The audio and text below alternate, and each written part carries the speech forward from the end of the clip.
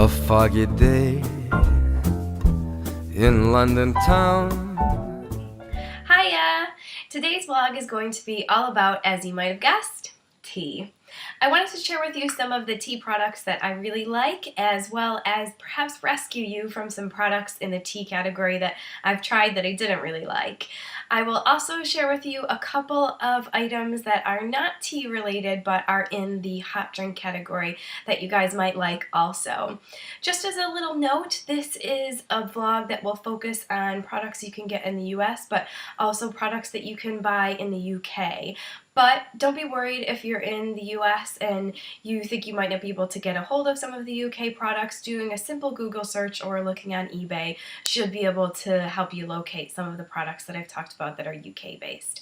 Alright everybody, pinkies up and let's get tea talking. So the first tea I'm going to talk about is a tea from Fortnum and Mason called the Breakfast Stronger Tea. It does actually come in the sachets as well, but I purchased it in the loose leaf form.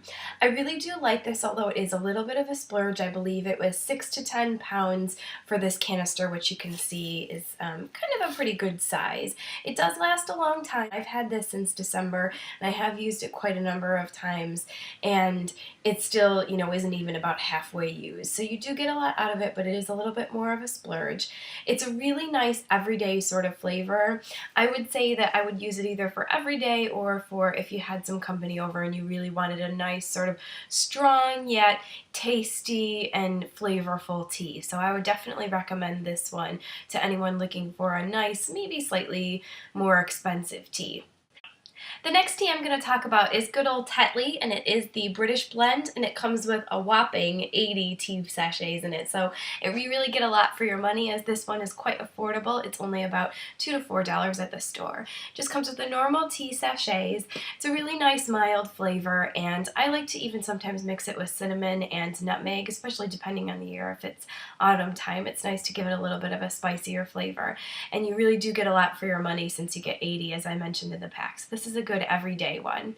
And it's been approved by my English fiance. When he comes to visit here, he always drinks this with me. So you know, if it's been approved by a real British person, you know that you can't go wrong. Now I'm going to move on to talk about flavored teas, and the first one I'm going to talk about is Twining's Pumpkin Spice Chai Tea. I thought I would really like this because I really like kind of spicy teas, and one of my favorite teas is a spicy one that I will talk about next.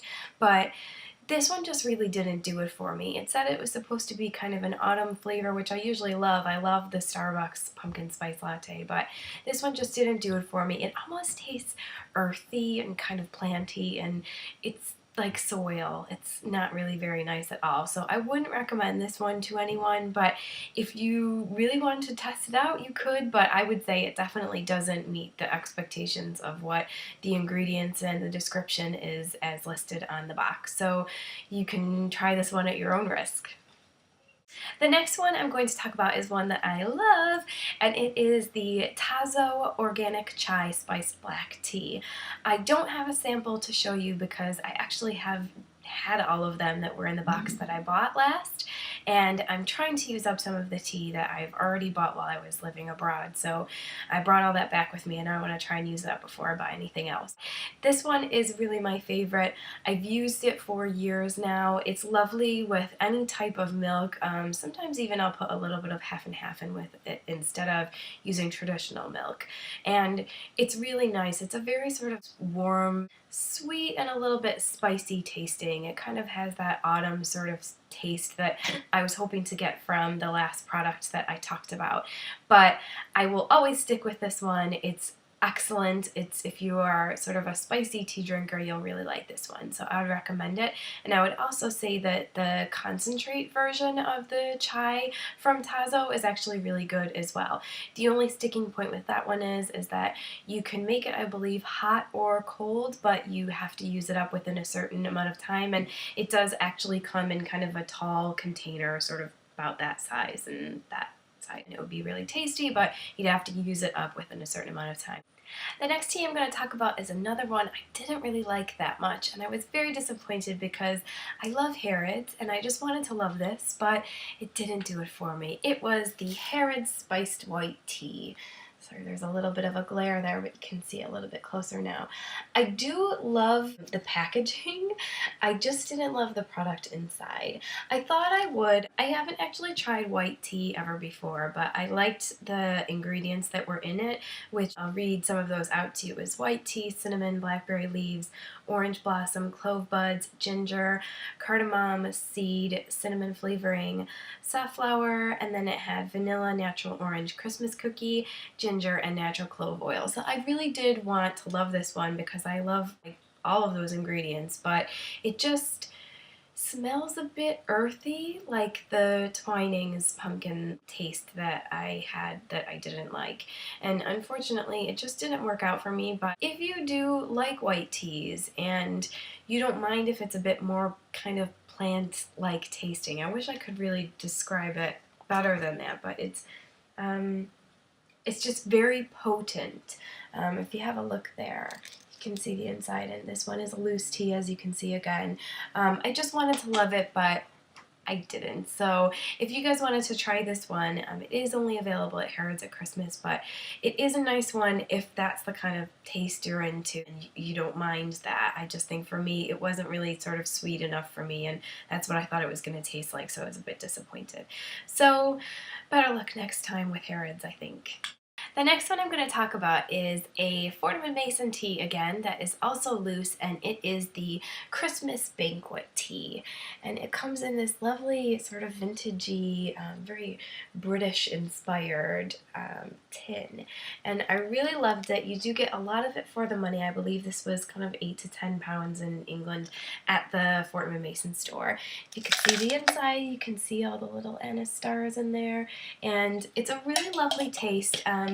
It is quite potent as well, like the Harrods one, but in a good way. I was told that you shouldn't really mix this one with milk at all, just have it by itself.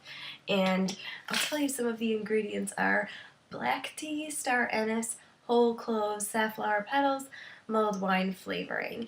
And this one's just really nice either at Christmas time or any time, and it's always nice to be able to keep the tin afterwards. I have no idea what I'll use it for, but it's just too pretty to toss. So I really like this one. I would definitely recommend it. If you're kind of into sort of Christmassy, kind of that flavoring and spices and things in mulled wine, you probably like this one. In the category of hot drinks that are not tea related, I wanted to give a nice mention to the Harrods After Dinner Christmas Coffee, which comes in a lovely kind of Christmas container that will not be thrown away. It's something that is really nice either after dinner, or you could probably have it in the mornings as well, or when company comes around. It's not a very potent coffee. It's nice, kind of a mild everyday, something you could have, and it does taste a bit like Bailey's, which is sort of what drew me to it when the saleswoman said that it had that kind of flavor, because I'm a big Bailey's drinker. So this one is a really nice little treat for you if you're looking for something that's kind of like a treat, but it's not as calorie laden. This is going to be the coffee for you then. The last product I wanted to talk about that also falls under the hot drink but not tea category is Horlicks, which is a sort of nighttime relaxing drink. It's really big over in the UK. I don't believe you can get this in the US, but you may be able to order it, as I mentioned at the beginning of the video, online. This is the light version, but they do actually have the sort of full calorie version as well. And this is a really nice sort of, it's a malted beverage, and it's very nice for kind of bedtime. It's a really creamy sort of consistency when you mix it all up, and you can also, it says you can just add water, but I usually put a little bit of milk in with the water and the product also, which makes it a little bit creamier and tastier. You can see on the inside, it's just a powder. I like to have it at night before I go to sleep. I do really like this. I try not to overdo it, as the calories, even in the light one, are 116 just for the one serving of it. So it is kind of like a little bit of a treat. But it is really nice. I love this product, and I would definitely recommend it to anyone who wants sort of a different kind of drink at night, maybe a not tea related drink, and it's very sort of soothing and nice. It's very good. I wanted to also mention a tea and coffee hot drink making accessory that is all the rage in England that I think you probably have heard of, but I thought I would mention it just in case you hadn't, and that is the electric kettle.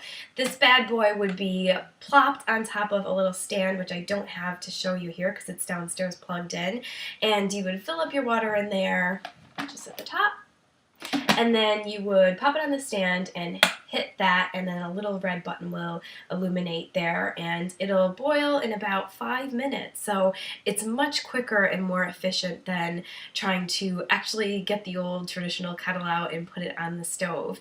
So this one is an option that they really use fairly regularly in English culture, I believe. So this is a really nice way to sort of make your cuppa a lot easier. My kettle is from Target. It was, I believe, $19.99, and I am a huge Hello Kitty fan, so I had to have this, but I know that they do make them in the sort of standard colors and sort of more plain if you didn't want to have Hello Kitty and bright pink in your kitchen. So that pretty much does it for my tea and hot drink vlog. I hope you all enjoyed it, and I will see you in my next video. Have a tea-rific Monday. Bye! Could this thing last but the age of miracles? I hadn't